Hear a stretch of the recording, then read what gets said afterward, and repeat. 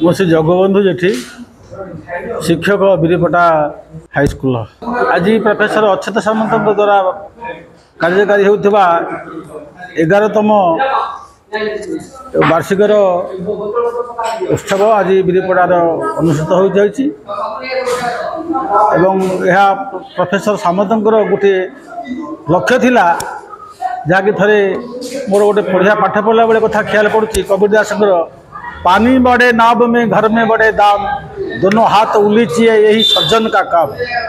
ये साधु सन्थ सज्जन काम होला समाजर निम्न वर्गर थिबा तल स्तर जेकोसी प्रकार लोक हो जेकोसी वर्गर हो जे जाति धर्म वर्ण निर्विशेष समस्त को हाथ धरी ऊपर को उठेदेवा समस्त मन टे समूह टे हस देखा आज यही दिवसर मूल उद्देश्य एवं समस्त कर्मकर्ता एवं समस्त सहयोगी स्टाफ माने जो सहयोग कले ता बहुत प्रशंसनीय एवं ए कार्य जारी रहिबो। प्रोफेसर सामंतर ए कार्य आगु आगु निश्चित भाव में दिने शिखर देश में पहुँचो ये तिलेमात्र सन्देह नहीं।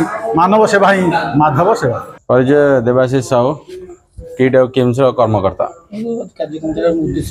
उद्देश्य रही आर्ट ऑफ गिविंग दबार कला। बर्तमान आम सारा विश्व रे ए प्रोग्राम टाकू खेलवाई चेष्टा करुचु।